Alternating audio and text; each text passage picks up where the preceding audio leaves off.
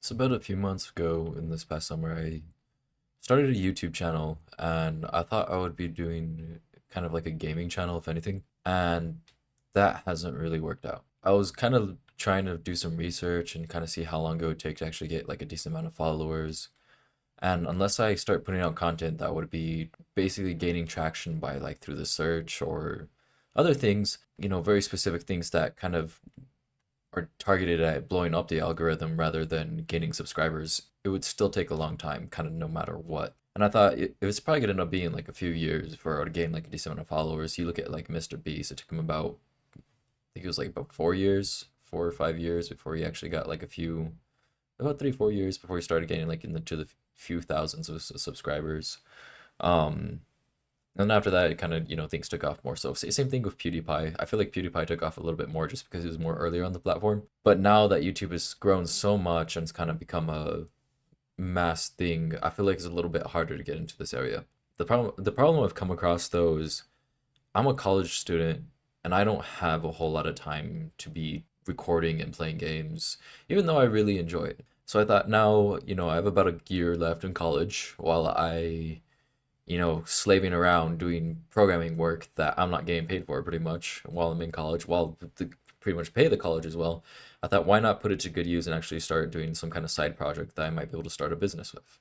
Well, what does a college student actually have money for? Not much. So like the best thing I could really do is maybe make a game.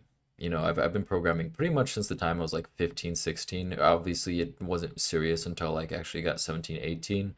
I did some electronics and stuff. I thought even about like making like some robots, some like different stuff that I might be able to do because I like robots. It's just that's expensive too. I don't got money for that. Um, it's like, yeah, let's make a game then. And I've touched Unity, touched like Godot, and I've touched Godot recently. Godot's been really simple.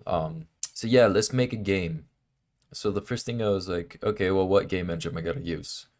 I tried Unity before. Unity's been nice, but I saw that they're charging like per person or per like cell after like a certain point. So the option was to use Unity or Godot. I thought about doing Unreal, but I never touched Unreal. I've touched Unity before, but I'm not gonna use that. And more specifically, it's just because Godot, I've heard that it works all right for like 2D stuff, and even though it's open source and there might be not as much documentation or some things might not be fixed fully, I wouldn't mind even if I have to go down to like the source code and try and fix some stuff just to get something working, or even if I have to code a lot of stuff from scratch.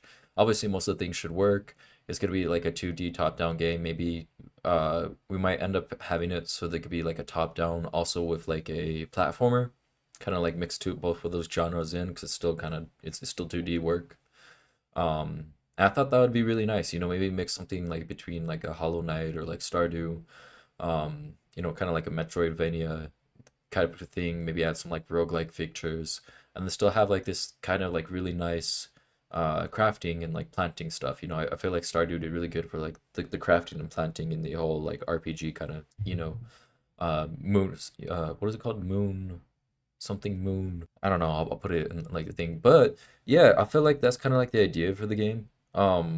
Originally I was trying to do like a 128 by 128 pixel grid style, and I started writing the artwork up for this. You've seen a little bit of it now, and I realized that this is very hard to do. When you try and match the edges and all the corners, and then you have to make like the whole tile set just for this, it gets very difficult just to make it so that it all seems like every single edge matches up for every square. So, I showed it to kind of the person that I've been talking to about hopefully doing the artwork with, and he said that let's just drop it down to at least 64 by 64. So we're gonna be doing that, and yeah, we don't have like a whole lot made up for. This is just like a decision that I made.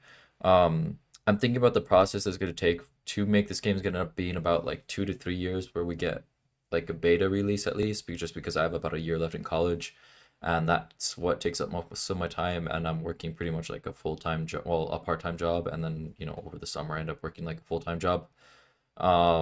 So yeah, it's gonna take a little bit longer just because I need to finish college, and hopefully we'll get something going. This isn't gonna be the channel that I release like a lot of the devlogs. It's kind of just like kind of like an announcement to see how much traction it gets. I know there's not like a whole lot to show for. Not like a whole lot that we've kind of like committed to the process. We're just trying to figure out what are like the foundations that we're going to build this on, because I know that's a very important. And if we go into making something and then we're like, yeah, we don't like this, all that's going to get thrown out, and that could be like months worth of time. So I'm very, me myself and then the artist that I've been talking to, we're really trying to figure out just like the foundations that we need to get this, because once we get that, we can actually start developing something. But the idea for the game, top down platformer, Metrovania, kind of like a road-like elements, have kind of like that, open world. It's gonna all be procedurally generated. Um, Maybe some like parts of it we won't be as much. Obviously it's gonna be good kind of a thing, because if we have like art NPCs and stuff like that, no, it'll be a little bit different. But we'll see how it goes as time goes on. But yeah, like and subscribe if you guys are interested. I'll end up making another video to at least announce the channel that we're gonna be doing, and hopefully we'll have like our first devlog by then. It probably won't be about 3 months, 3 to 4 months before I post from now, just because it's gonna end up, I want to get like some decent progress. Maybe 2 months if we're lucky. We get like most of the terrain generated, most of the kind of like the basic few biomes that I want in there, and most of that. But I really want to put a lot of time into that too. So, yeah, like and subscribe, and we'll see you guys next time.